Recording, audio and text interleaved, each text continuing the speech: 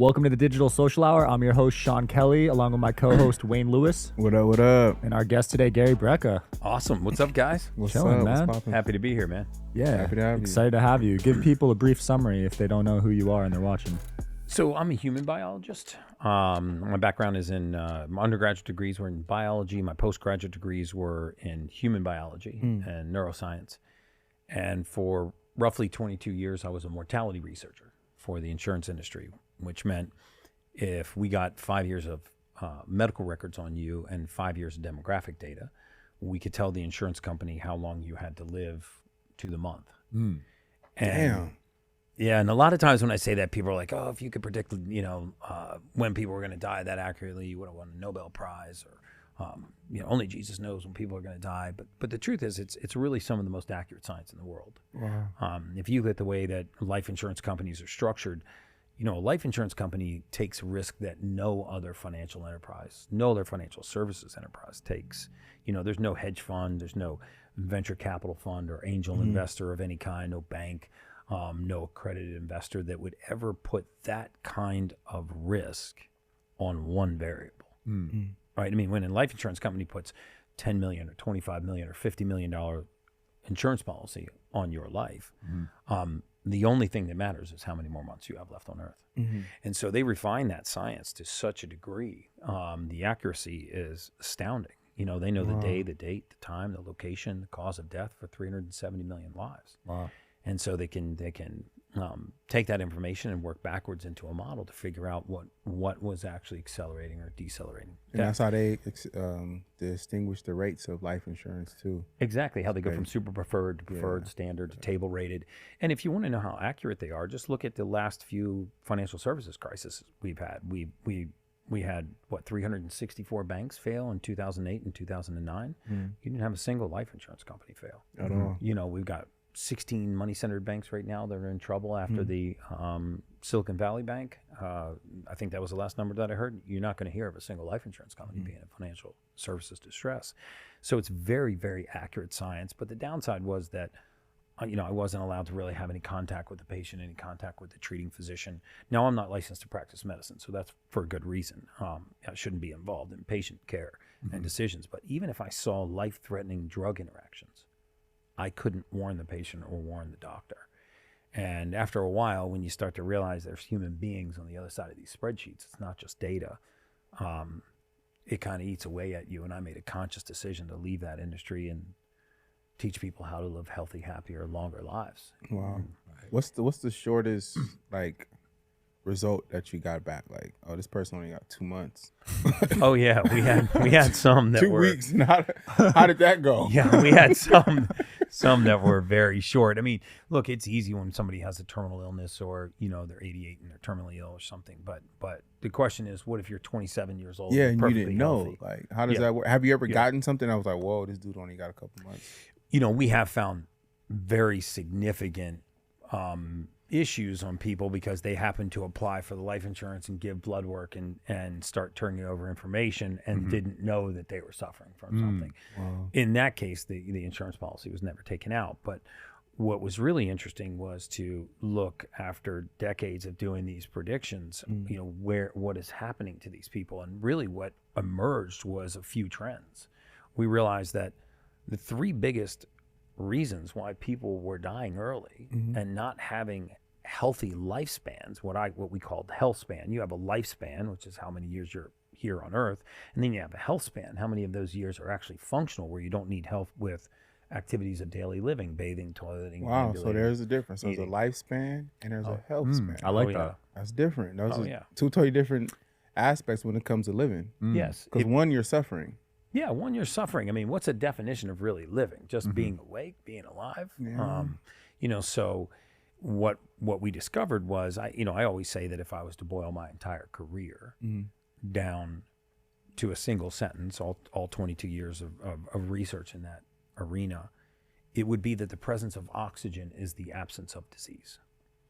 And nothing is more true than that statement. The presence of oxygen is the absence of disease.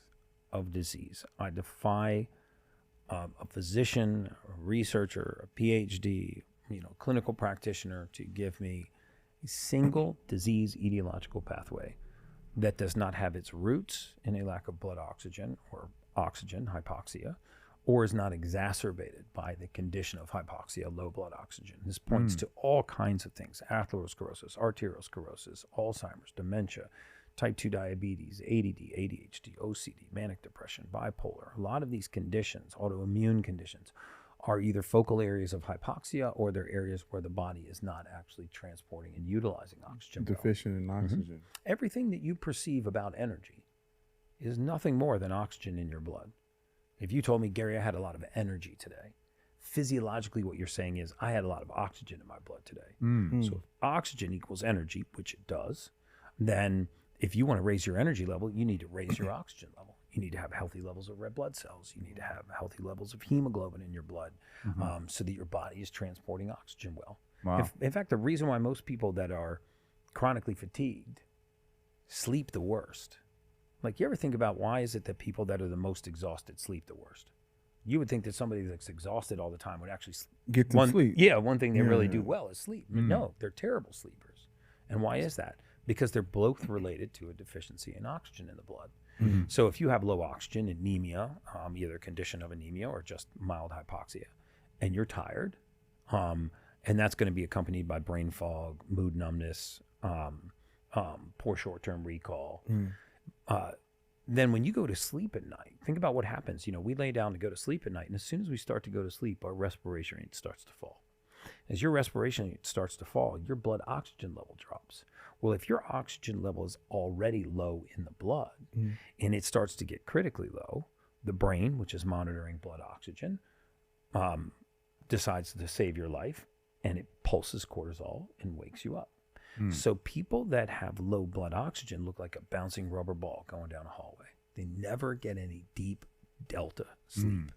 So they're exhausted. They go to bed. They spend 8, 9, 10, 12 hours in bed, and they get out of bed and they're never rested. This is why hormone therapy has such a positive impact on people's energy, right? I mean, when men say, you know, I started testosterone therapy and I felt amazing. You didn't feel amazing from the testosterone. You felt amazing because testosterone put pressure on the bone marrow to raise your level of red blood cell and hemoglobin. But when is taking testosterone acceptable? Like, do you recommend artificial testosterone? Well, you know, there's bioidentical testosterone. It's actually derived from yams, but no matter what anyone tells you, there's no better hormone than one the body produces on its own, and that includes growth hormone, you know, estrogen, progesterone, testosterone. So in men, true what they call primary hypogonadism, which means that your testicles are not capable of maintaining healthy levels of testosterone. And why would that be, and what age would that be? Usually it happens in all ages, but the majority of men start to see a significant reduction in the testicular production of testosterone in their early 40s. And that can happen much earlier. Because if you think about the amount of herbicides, pesticides, insecticides, preservatives, these assaults that we have constantly on the body, you know, the gonadal system is very sensitive to that. And so you may have low testosterone because your testicles have lost the capacity to produce healthy levels, but you may also have low testosterone because the signal to that organ is being turned down. And this is you know, very commonly overlooked in a lot of hormone therapies, because as we age, very often our organ systems don't lose the capacity to produce healthy levels of growth hormone, if it's the pituitary, or testosterone, if it's the testicles. What happens is the signal gets turned down. And why does that happen? Well, just think about it. If you walked into this room and there was music playing and you could barely hear the music, you wouldn't go over and start messing with the speaker. The speaker doesn't determine how loud it plays. You'd go over to the tuner and you'd turn the tuner up. And if you turned up the tuner and the music increased, that's exactly how that system was supposed to work, right? It's no different in the human body. There isn't an organ system that I can think of in the human body that is in charge of its own production. In almost every case, there's a boss. In the case of the testicles, the boss is the pituitary, sitting up here in the middle of the brain, and it's deciding how high or how low that testosterone level is. The pituitary also runs the menstrual cycle in a female, runs your metabolism, regulates your body temperature, does all kinds of stuff. It's like a major puppeteer sitting up in the brain. So when your testosterone level starts to drop, the pituitary should turn the signal up to raise it. When that doesn't happen, you can replace the signal. How do you do that? You do it with human chorionic gonadotropin. It's called HCG. So there's a molecule a hormone that the pituitary secretes called luteinizing hormone. It leaves the pituitary, it goes down to the testicle and raises production of testosterone. So you can mimic that luteinizing hormone. So you would have to go to the doctor for that, correct? Yeah, you have to go to the doctor. You have to go to a physician. I couldn't even do that for you. But when you get your blood work done, you look at something called luteinizing hormone, which raises testosterone, stimulates the luteal cells. You look at something called follicle stimulating hormone, stimulates follicular cells, which produce sperm. And these will help determine your level of testosterone. So if your signal's low, you can turn the signal up, and now you're high on your own supply instead of taking it from outside the body and suppressing function. In the case where you cannot produce it, there are significantly more risks to having low testosterone than there are supplementing with hormone therapy. Yeah. You mentioned earlier you noticed 3 causes of people that are dying early. The first one was oxygen. First one was oxygen. The second one was, and I think this is the most overlooked thing in all of modern medicine, and I know that you and Sage talked about this earlier on the last podcast, is that the most overlooked thing in all of modern medicine, in my opinion, is that we think that what goes into your body, goes into my body, and goes into your body is all treated exactly the same way. No. And nothing could be further from the truth, right? There is not a single compound known to mankind, not one, that enters the human body and is used in the format that we put it in. Without exception, every vitamin, mineral, amino acid, nutrient of any kind, as it enters the human body, it gets converted into the usable form. If you can't make this conversion, you have a deficiency. It is this deficiency that leads to the most common ailments that we face as mankind, that we chalk up to a consequence of aging or stress or our environment or our relationship or our lack of sleep. And we accept things like weight gain and water retention and brain fog and a poor response to exercise and poor sleep and poor short-term recall and all of these things that we say, well, I'm just a little stressed out. I'm too busy lately. My relationship's not going the way I want it to go. Career's not going the way I want it to go. I'm too stressed out. That's complete nonsense. The human body is meant to thrive. It's actually meant to strengthen under stress. I believe that aging is the aggressive pursuit of comfort. The more aggressively we seek comfort, the faster we age. Wait. What do you mean by that? What do you mean by that? I mean that we got to stop telling grandma not to go outside. It's too hot. Not to go outside, it's too cold. Just to lay down, just to relax, to eat at the very first pang of hunger. Human beings basically just live, just live, but we seek comfort. We regulate the temperature in our environment. We regulate the temperature in our vehicles. We regulate the temperature in our offices. We like to work out in an air-conditioned gym. We like to lift until we just feel a little bit of pain and then stop. We don't like to be marginally hungry, so we eat at the first pang of hunger. If you don't load your bones, they don't strengthen.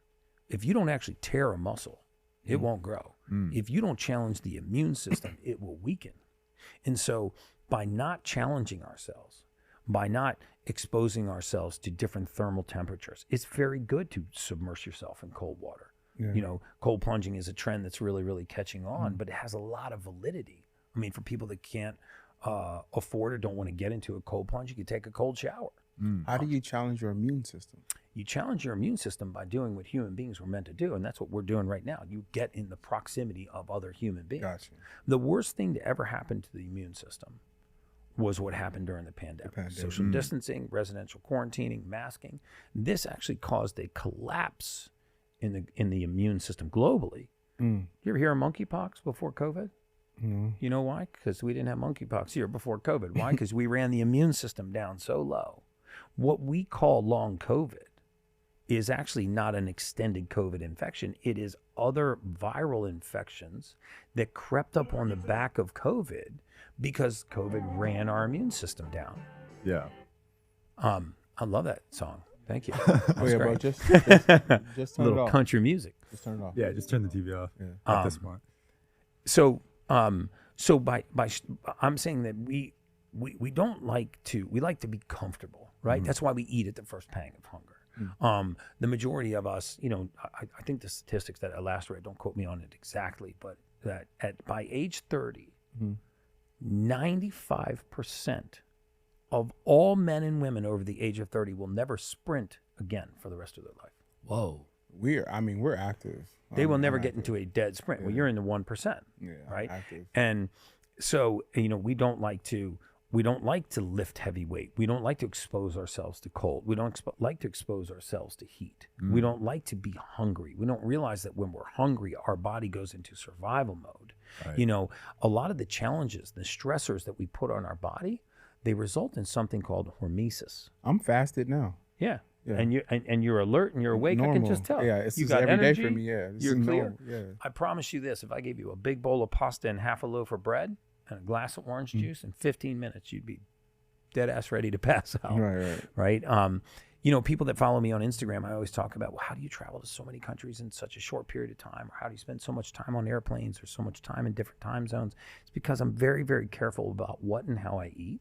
And I am constantly stressing my body, right? Because energy is an enormous priority for me. So when I look at food, I look at it and say, is that going to steal from me or is it going to serve me?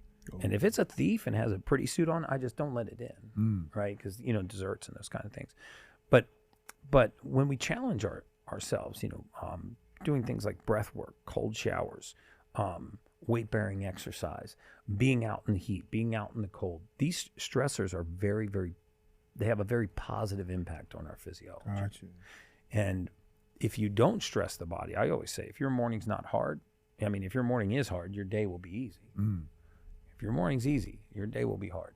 Agreed. Right? Cause I'm in the gym every morning. Sauna. Boom. First thing before I even touch a weight, Good. I'm in the sauna for 30, 40 minutes. Infrared sauna or regular? And just regular hot sauna. Yeah. We have human beings have two types of sweating.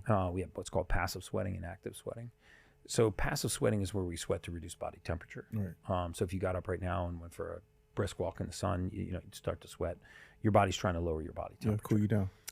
But there's active sweating where we're sweating to eliminate waste. Where the liver is using the skin as a secondary route of waste elimination. You've ever had the cold sweats when you get stomach flu? This is your liver trying to get waste out through the skin. So when you get an infrared sauna, you mimic active sweating. You actually eliminate waste. When you get in a dry sauna, you mimic passive sweating and you eliminate water. Both are good for you. So But the infrared sauna that I'm sauna getting is in better. at the gym is not eliminating waste. Not eliminating waste. Not causing you to actively sweat. Wow. So if you had a preference, I would go into an infrared sauna. But if you only have access to a sauna, by all means, the saunas are amazing for you. Yeah, but I want to eliminate waste. Now he's all disappointed. He's Yeah, like, 'cause no, the hell with this gym. I do the sauna every day. I'm in the sauna every day. Dude, if you're using it every day and you can switch to infrared, it'll be a game changer. Yeah, I'm in the sauna every day. Yeah, if you look to certain blood biomarkers like alkaline phosphatase, creatinine, blood urea nitrogen, these poison levels that different organs are supposed to filter out of your blood, you'd see that they go down. Let me ask you a question when it comes to the prostate. Now, when it comes to But we just jumped. Sauna. Let me ask you a question about the prostate. I was like, okay. I'm just talking about the sauna. I'm curious. So when it comes to the prostate, now, when you don't use your prostate, is that when you get prostate cancer, or it's having sex too much also a determining factor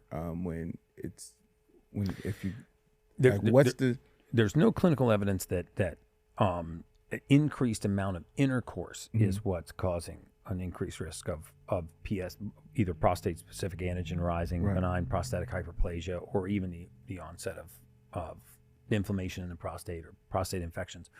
What causes it is the bacteria from the intercourse. It's not that. It's not like multiple ejaculations. Those are not a risk factor for you. Just like testosterone is no longer a risk factor for prostate cancer. In 2018, the American Journal of Urology updated all of their clinical guidelines for hormone therapy. If you actually look up American Journal of Urology, testosterone. So it's the bacteria from intercourse. It's the bacteria from intercourse. So how do you cleanse your prostate then? So if you have benign prostatic hyperplasia, or you have a prostate infection where you actually have an acute onset of a rapid rise in something called PSA, which is the measure of how inflamed the prostate is. Usually when it skyrockets, it's actually a good sign that it's not cancer. When it just slowly continues to creep up over time, the research points to that being more likely to be cancer. So when you have an acute infection in the prostate, ciprofloxacin and other antibiotics we use to kill that infection. And what about preventative measures? Preventative measures are don't have intercourse without wrapping the rascal. And, you know, the number of ejaculations don't matter, but also managing your level of inflammation in the body. You know, there's an inflammatory factor called homocysteine. You know, one of the reasons why I'm such a big fan of that genetic test that you guys were talking about was because I think it was you that were talking about allergies before the show. Yeah, right? allergies. Yeah, You have a lot of allergies. I would bet that you don't have nearly as many allergies as you think. Well, it's a sinus, but I mean, it's Yeah. they shut me down. Like my sinus cavities close every time, so I have to get steroid shots. Yeah, so the question is, why do your sinus cavities close and my sinus cavities don't and his don't? And the answer to that is it depends a lot on what your baseline level of inflammation is. So, for example, if you do an allergy test, and this is my issue with a lot of these food allergy tests, what they do is they take your blood, they wash it down a membrane. On one side of the membrane is your blood. On the other side of the membrane are all these allergens, soy, wheat, corn, dairy, blueberries, what have you. And they're measuring the amount of inflammation, the inflammatory response across that membrane. So if your blood gets a little upset, it's a 1 to a 2. And okay, that's a mild allergy.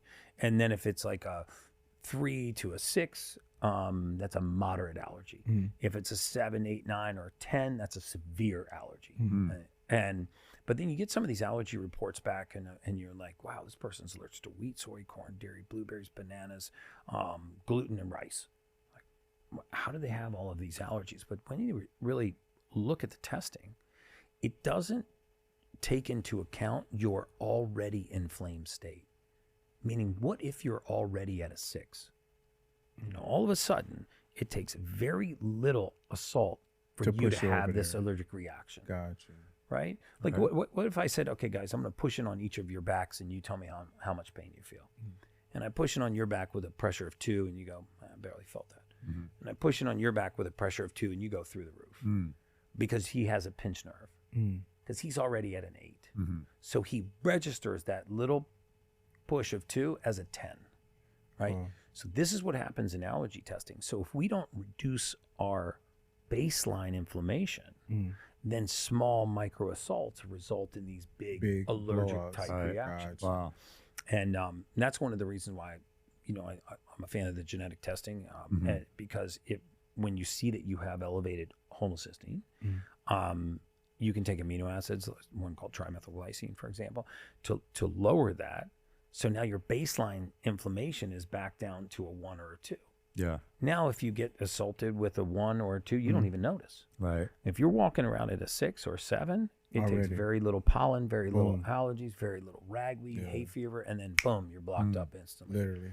Now you're using a steroid as an anti-inflammatory to knock the inflammation down rather than bringing the baseline inflammation down. So Well, I mean, the last time I went, he wouldn't give me any antibiotics. So it's like, nah, I'm going to do steroid. Yep. You mentioned the commonalities of people with short lifespans. What did you notice in people that live to 90, 100? And then what are some things you do to increase your lifespan? So, you know, one of the you know, the anecdotal measurements that we saw broadly across the board was, you know, people that lived extended life expectancies. If you actually looked at their demographic data, they were very happy people. So, you know, we're starting now to see the research about the impact of frequency on the human body. We know that cells communicate by frequency. We know that all disease state is a low voltage state in the body. Low vibration. Low vibration, low voltage. So you can actually measure the voltage on the surface of the cell. And if you look at any cancer cell, for example, it's a low voltage cell. If you look at healthy red blood cells, there's a high voltage of those cells. The pH in the body stands for potential hydrogen. It's actually a charge, right? It's a complete fallacy that you can get alkaline by drinking alkaline water. That was like one of the biggest marketing myths ever sold to the public. Wow. But you can get alkaline by contacting the surface of the earth. You can get alkaline by using a PEMF mat. So there are ways to make the body alkaline and actually change the voltage in the body. But if you actually look at the impact of emotion on longevity, we rarely discuss how an emotional state can actually impact the length of somebody's life. But we're now getting empirical data to prove that the amygdala of our brain, where we experience our emotional state, whether you're happy, elated, joyful, aroused, sad, upset, you're experiencing that emotion in an area of the brain called the amygdala. That amygdala, which is your current emotional state, is the sole gateway to another part of your memory called the hippocampus. And in the hippocampus is where you store all your memory. So if there's only one hallway from the amygdala to the hippocampus, this means that there's only one hallway to get to your memory. You have to go down the hall of your emotional state. So those toxic relationships aren't worth it. They are devastating to you. Right. And so if you think that your current emotional state determines what memories you access, what memories you access determine what your conscience projects. What your conscience projects is your future. And so your current emotional state determines your future. So if you don't learn to master your emotional state, you will never control the outcome of your future. This is why people get into habitual patterns in their life, right? Because they're not able to control their emotional state. I had an interesting conversation with Dana White one time, and we were talking about fighters in the UFC, and I was asking him what makes the difference between a good fighter and a great fighter.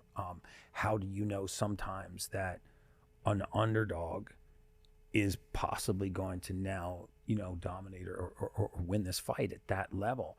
And I'll never forget what he said. He said it came down to one word, composure.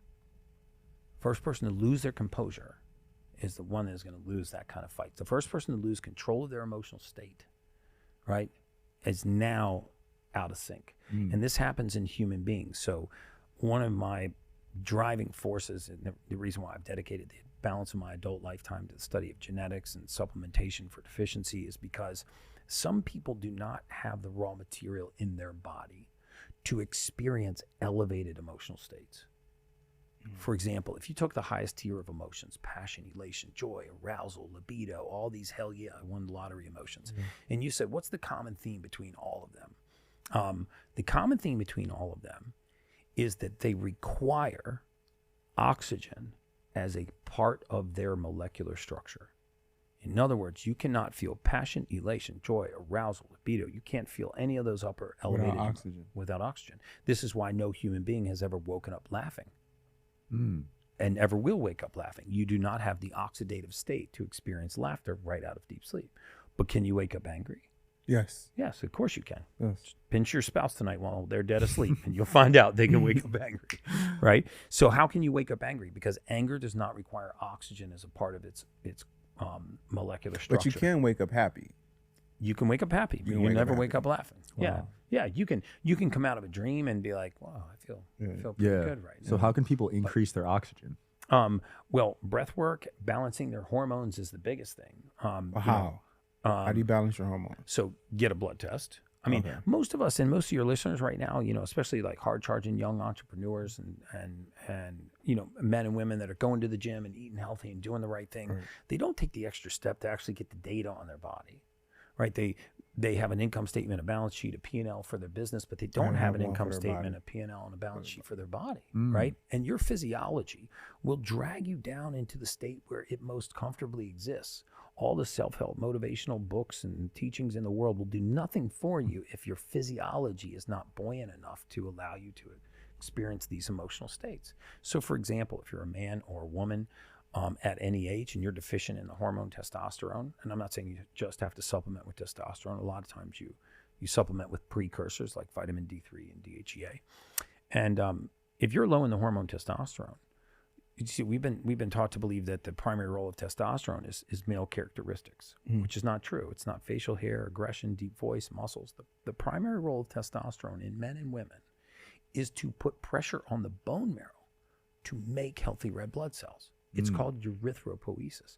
So you show me somebody deficient in the hormone testosterone, I'll show you somebody deficient in red blood cells and hemoglobin. When you are deficient in the structures that carry oxygen in the body, tired, fatigued, and have a difficult time reaching elevated emotional states. This is why the first thing I do every morning without failure, and I say it all the time, I'll miss a commercial flight to not miss breath work, is I do 8 minutes of breath work every day within 15 minutes of waking with zero excuses. And how does that method go? So it's a Wim Hof style of breath work. I didn't invent it. He's the guru of breath work. I'm actually completing a certification course for him right now. But I do 3 rounds of 30 breaths. And basically I sit quietly, and I'm trying to get oxygen into the lobes of my lung. Mm-hmm. You know, we spend the majority of our day breathing with the apex of our lung, the top third of our lungs. We've got 3 times the surface area down here, the lobes of our lung. They go all the way around to our spine, all the way up here behind our sternum, and they kind of dip down on the sides above the diaphragm. And when I wake up in the morning, within 15, 18 minutes of waking, I get out and I find some natural light. I don't care how cold it is. I did it on the balcony this morning at the hotel at the Red Rock. And I do 3 rounds of obnoxiously deep breaths, 30 breaths.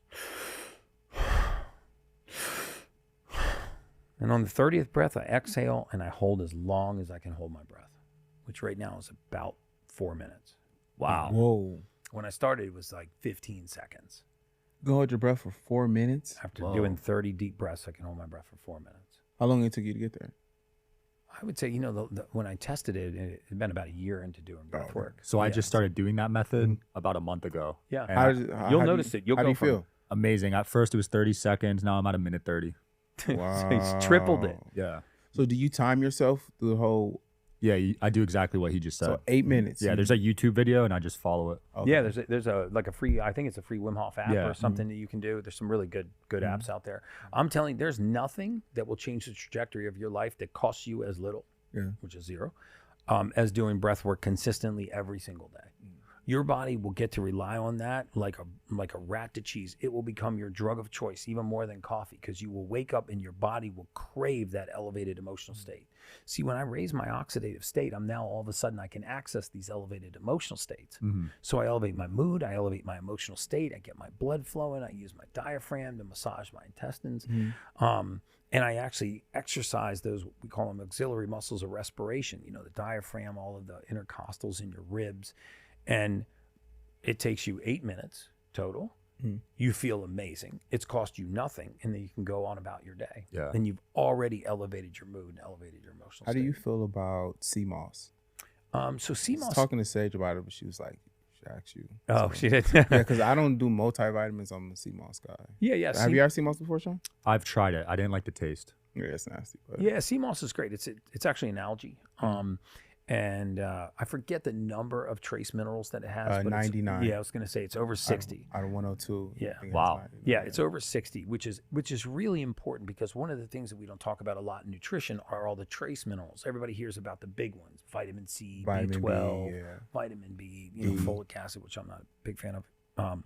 But we hear about all the big vitamins, branched chain amino acids. But the truth is, the deficiency in the cofactors and the minerals is the leading underpinning of most chronic disease, right? I mean, all the things that you don't hear about: magnesium, zinc, copper, molybdenum, selenium, boron, manganese, all these things they're not names that readily fall off the tongue, you know, the sodiums and what have you.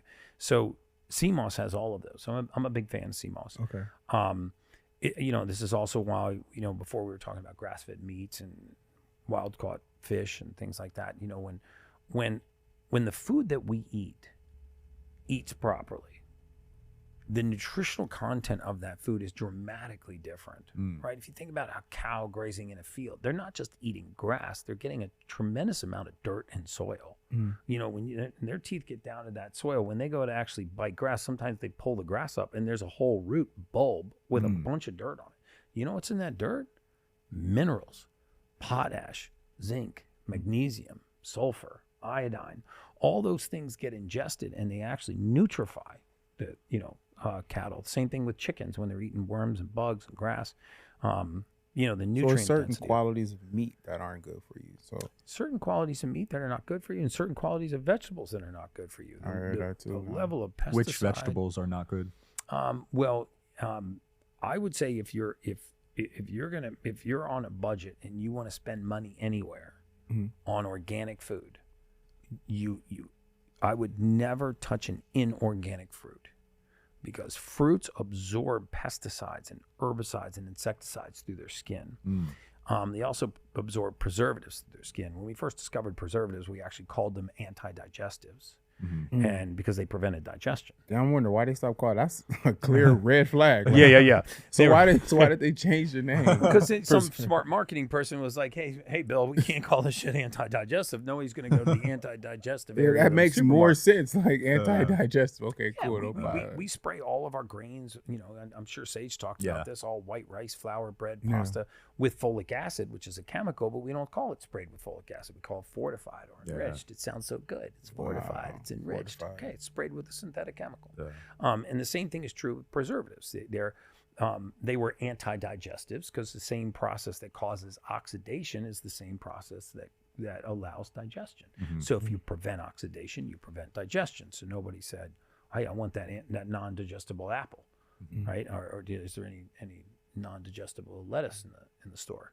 So, but there was a recent study published about inorganic strawberries where they actually took inorganic strawberries from the supermarket, brought them home, put them in a commercial press, pressed the juice out of them, and there was so much pesticide in the juice they were able to take that juice and respray the crop.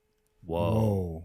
That's nasty. Yeah. Disgusting. And still have the same level of pesticide protection from the juice that was squeezed from inorganic fruit. So I would say we were poisoning ourselves through fruit. We're slowly poisoning ourselves through fruit. And vegetables. Wow. Yeah, I mean, when you've heard of GMO foods, why did they genetically modify foods? They don't genetically modify foods to increase the nutritional content. They usually genetically modify foods so they are resistant to poison.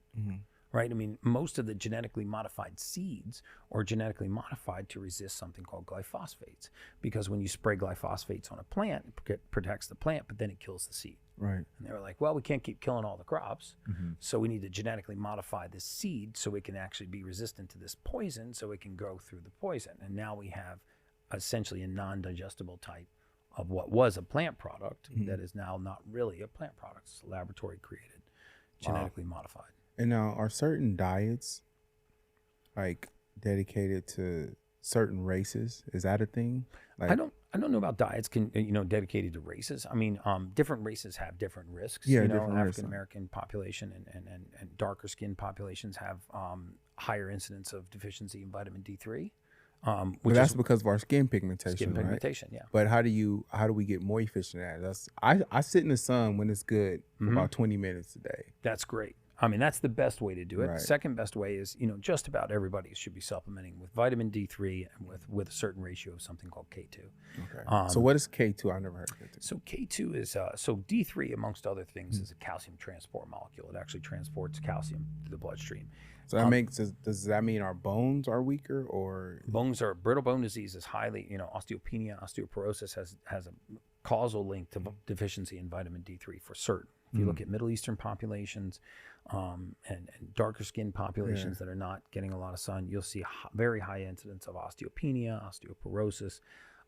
If you heard that COVID disproportionately affected minorities. It did. It did. It definitely did. Why but is it wasn't because they were minorities. It was because of the pigment of their skin. Because that population, 85% of that population is clinically deficient in vitamin D3. Wow. The more deficient you are in D3, the weaker the immune system. Wow. So we have to work harder. You have to supplement more.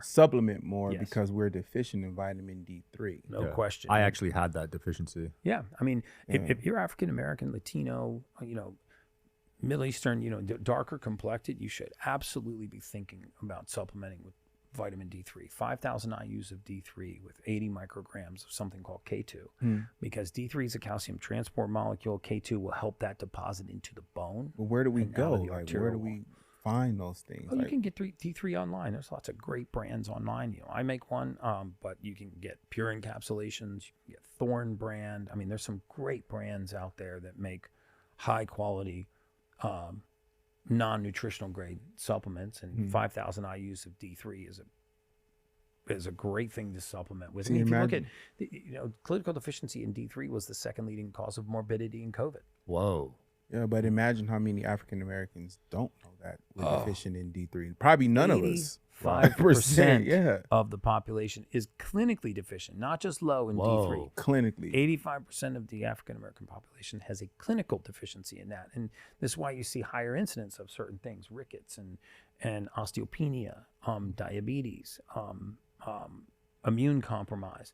So this is also what I meant about my research in the longevity space. It's like, what an easy thing to solve for. You know, if we could, and D3 is affordable to everyone. I mean, it's not an expensive. Can it be supplement to corrected, take. and how fast can you make that correction? Like me, 7 to 14 days. So now I know. So now, what are the steps I need to take today to improve myself for a better life tomorrow and moving forward? So I would say, depending on how committed you are, number one, get a roadmap of what's going on in your body. Right, Do not be afraid of the data that's inside your body. Stop talking to your friends and your family and your neighbor and your gym buddy about what's good for you, what's not, what your body needs and what it doesn't.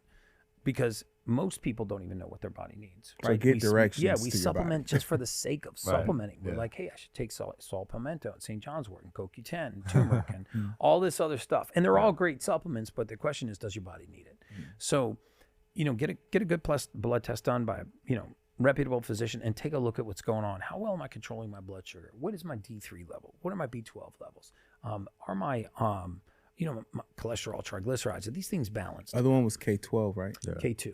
K2 Yeah, vitamin and K2. B3. Yep, and D3. D3. Vitamin D3. It's called cholecalciferol, that form.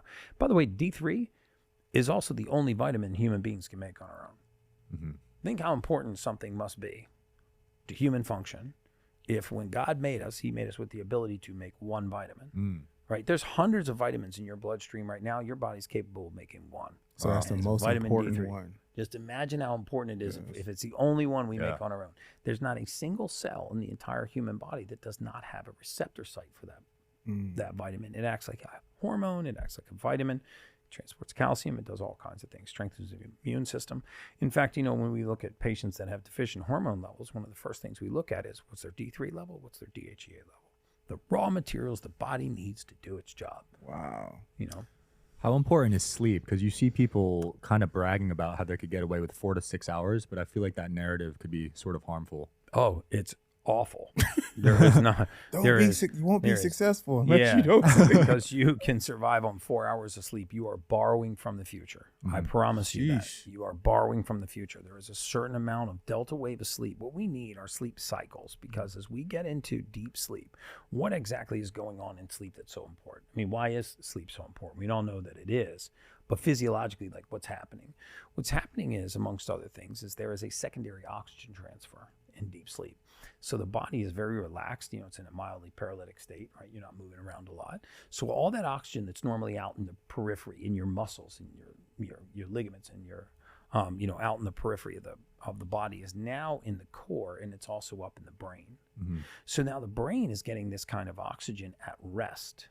This is when it repairs, regenerates, detoxifies, and eliminates waste. If you think about the brain is a non-metabolic organ. What does this mean? This means that if I went to the gym, right, and I picked up a weight and I started to curl it, my body would send more blood flow to this muscle, more amino acids, more oxygen, more nutrients. Why? Because it's working. Right. Well, what if I'm sitting in front of my computer and I'm just watching a stupid episode of The Simpsons?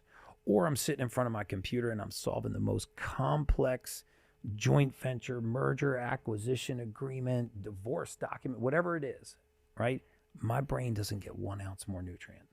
1 ounce more blood flow, 1 ounce more, more of what it needs to heal and regenerate. It gets the same meal, whether or not it's running a dead sprint or whether it's just walking down the track. Wow. So it's non-metabolic. So in other words, the harder it works, the body doesn't sense that and increase blood flow, right? Doesn't increase the nutrients. So if our conversation progressed throughout the day and got significantly more complicated, where I was really in deep thought and really drawing on experience, and you were really drawing on experience, neither of our brains the blood flow would not increase to our brain. The nutrients would not increase to our brain like a muscle, right? We reward this for working harder. We don't do the same for the brain. The time that we reward the brain is when we're in deep sleep. Gotcha. That's why it's so important. Dude, I could talk to you for hours, honestly. I wish we had more time. Yeah, let's come back and do another one, man. I mean, I'm short on time today, but I'll talk about this stuff all day long, and we can go down whatever road you'd like. I like to give people practical things that they can do for no money, zero out of their budget, without buying a bunch of fancy equipment and making a big multi-$1,000 commitment to their health. It's like, what are a couple of shifts that I can do? This is one more question. Is cold sores a form of herpes? Yes, cold sores are a form of herpes. And Boom. Yeah. They are. That settles that. Okay. We'll wrap up on that, guys. All right. Cold sores are herpes. Thank you. Damn, we really took a nosedive there at the end, brother. We were doing good. Oh, man. All right. Any closing comments and where people can find out more? I mean, they can follow me. It's just my first and last name at Gary Brecka. I really try to do nothing but teach on Instagram. So, you know, I don't sell things and push product. I mean, if I believe in something, I'll talk about it. But you know, I do a lot of breath work, morning routine, diet, lifestyle, spiritual well-being things.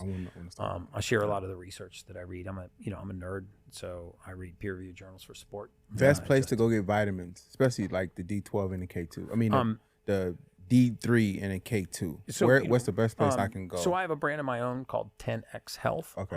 But there's some other brands I really believe in. One that backs the UFC. They're called Thorn, like a thorn in your finger. Mm-hmm. There's another one they call Pure Encapsulations I'm a big fan of. There's some Life Extension. There's some great brands out there that are doing the right thing. Okay. In my opinion, they've got quality ingredients in the right ratios, and I'm very impressed with the science that they do. I never like to take the position that I'm good because everybody else is bad. There are other people doing really good things out there. Okay. It's just hard sometimes for us to know the difference between a quality supplement and one that's not quality. So those names are some of the ones I'm a fan of. And as far as the tests, you can get the gene test on it, 10xhealthtest.com, and just the number 10, the letter X, healthtest.com. You know, I think everybody should do that test once in their lifetime. Never guess again about what your body is deficient in, so you can start supplementing for deficiency and not for the sake of supplementing. But again, for the sake of not getting on here and giving myself a commercial, there are other places you can get gene testing done. And but I suggest that you do it because you do it once in your life. And the information that comes from that test is so valuable because people don't know I have a methylfolate deficiency.